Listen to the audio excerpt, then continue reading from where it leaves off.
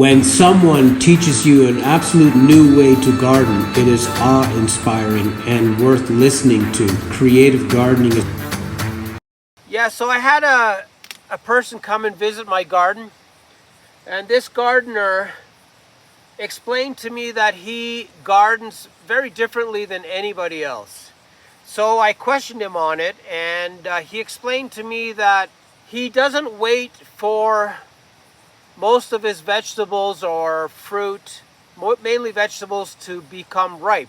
And what he does is he gave me an example of how he judges if a vegetable is edible at a certain time or not. So we pulled out some carrots, and he showed me this space right here where the stalk goes into the carrot. If that doesn't have any of this discoloration, that means it's ready for him to eat.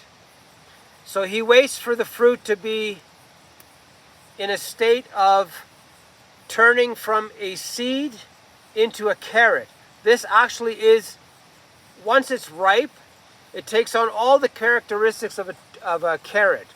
Before it's ripe, it isn't really a carrot yet. It has to go through a certain stage where it reaches this level of being ready for human consumption. So what he does is he has a system where he plants 50 to 60% extra.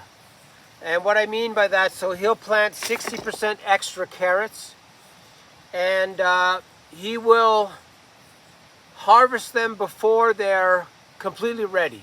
You know, there's cucumbers, there's zucchinis, there's sweet peas, there's many vegetables that you can eat before they're ripe. And he thrives on that. He says for him, having fresh produce every day of the year here in Ecuador is a huge advantage to him, because I will explain part 2 now, and part 2 is even more crazy. So what he does is he gets up in the morning and he'll go through his garden, and he understands a lot about medicinal plants as well. So he'll create a basket full of food, produce, or herbs and all kinds of other things that are not necessarily ripe, and he will juice that. And so what he does is he'll bring in 2 kilograms of mixed variety, and he says that's crucial, is that it's very diverse what he mixes. And then he basically puts everything into a blender, he juices it, and the next crazy thing he does, he says he divides it into 10 portions. These 10 portions are a glass about this big. So every hour or every hour and a half or whatever he has the time, he will drink one of these glasses of juice. And he says what happens to him is every hour he is energized by this new set of produce that he has inside him. But even better than that is, he says, because he drinks it every hour, the produce from the hour before is completely digested. What he means by that is he doesn't need enzymes and things that process the juice to compete with each other. He has basically a clean stomach every time he takes the next glass. So he has this incredible clean produce entering his body. He flourishes with that. So this idea of harvesting your produce before it is completely ripe is very interesting, because it eliminates these gaps, especially in cold climates where you don't have any vegetables. So if you harvest your carrots really early, or your sweet peas or your alfalfa sprouts, you get this instant influx of vitamins and energy from your produce that isn't quite ready yet. So he is adamant about the fact that you can get away with not letting your fruit go completely to the stage of being ripe. You can harvest it a lot easier, and it has a lot of benefits, I would think, because it hasn't gone woody yet. It hasn't gone hard yet. It hasn't gone twiggy. It's just basically super young, delicious produce that you're juicing up and you're drinking it.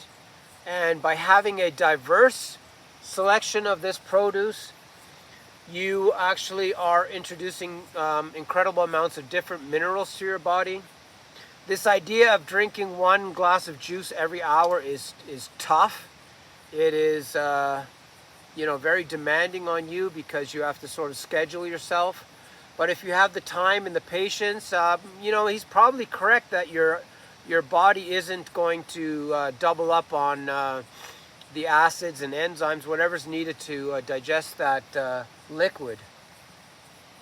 So it was a very interesting meeting this man.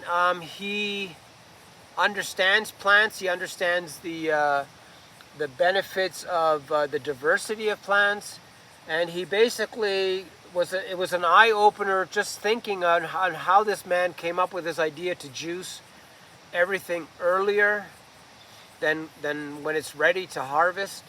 But he still says that he leaves a big portion of his crops to go to completion, which allows him to actually eat raw or semi-cooked broccoli or cauliflower or cole or whatever it may be.